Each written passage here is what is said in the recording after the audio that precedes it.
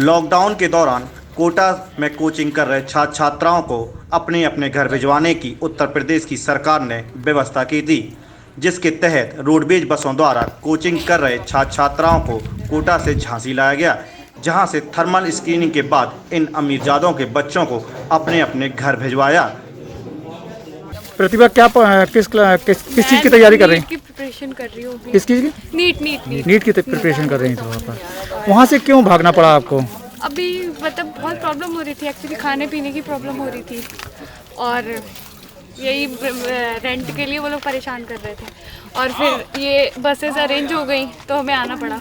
आगे पता नहीं क्या होगा, भगवान जाने। अच्छा, एक चीज़ और प्रतिभा की, जिस प्रकार से आप लोगों को स्पेशल ट्रीटमेंट मिल रहा है, गरीब मजदूर का कहना है कि हमको स्पेशल ट्रीटमेंट नहीं मिल रहा, तो इस बारे में क्या सोचना है आपका? क्या उनको भी मिलना चाहिए? हमें तो इन्फॉर्मेशन मिल रही है कि गरीबों को अनाज दिया जा रहा है, खाना दिया जा रहा है, सब चीज़ प्रोवाइड नहीं, वो जहाँ फंसे हुए उनको यहाँ पे लाने का कोई ऐसा इंतजाम नहीं है सरकार के पास। उनके लिए भी करना चाहिए क्योंकि वो घर से अपने इतने दूर है।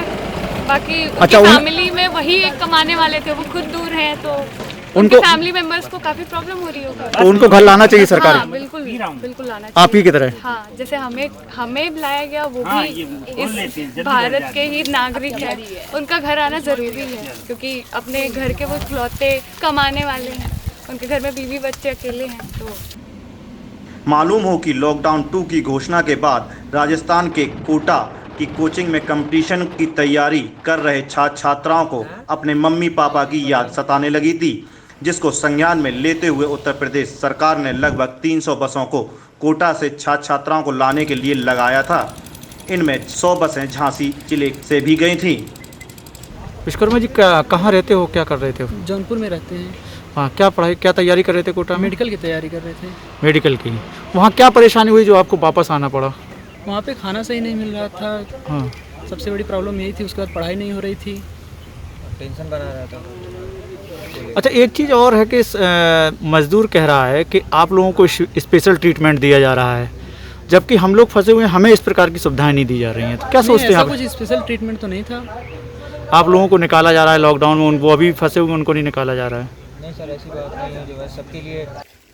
कोटा से छात्र छात्राओं को बसों द्वारा झांसी लाया गया।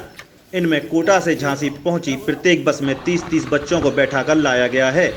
झांसी पहुंचने के बाद बुंदेलखंड इंजीनियरिंग कॉलेज में इन छात्र छात्राओं को की डॉक्टर की टीमों द्वारा थर्मल स्क्रीनिंग कराते हुए परीक्षण किया जा रहा है। साथ ही इन बच्चों को नाश्ते में बिस्कुट, नमकीन और दोपहर के खाने में पूरी सब्जी की व्यवस्था की गई है।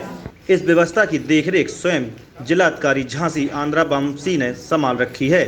स्वास्थ्य परीक्षण के बाद इन बच्चों से भरी बसों को जौनपुर, बनारस, प्रतापगढ़, बिजनौर, कानपुर, इटावा, प्रयागराज सहित अन्य जिलों में भिजवाया गया है।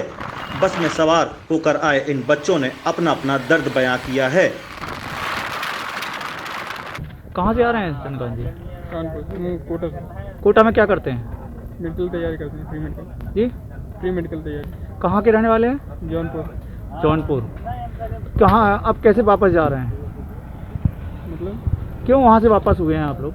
क्या परेशानियाँ थी? वहाँ पे हम लोग को खाने की थोड़ा प्रॉब्लम आ रहा था जी। बाकी मतलब बसों की व्यवस्था की गई थी, इसलिए हम लोग वापस आ रहे हैं। अच्छा, एक चीज़ और है, लोग कह रहे हैं कि मजदूरों के लिए ये स्पेशल ट्रीटमेंट नहीं है, आपके लिए ही स्पेशल ट्रीटमेंट सरकार दे रही है। क्या आपका सोचना है इस बारे में? मतलब स्टूडेंट थोड़ा वहाँ मतलब जैसे ज़्यादा संख्या में थे तो उनको जो प्रॉब्लम हो रही होगी।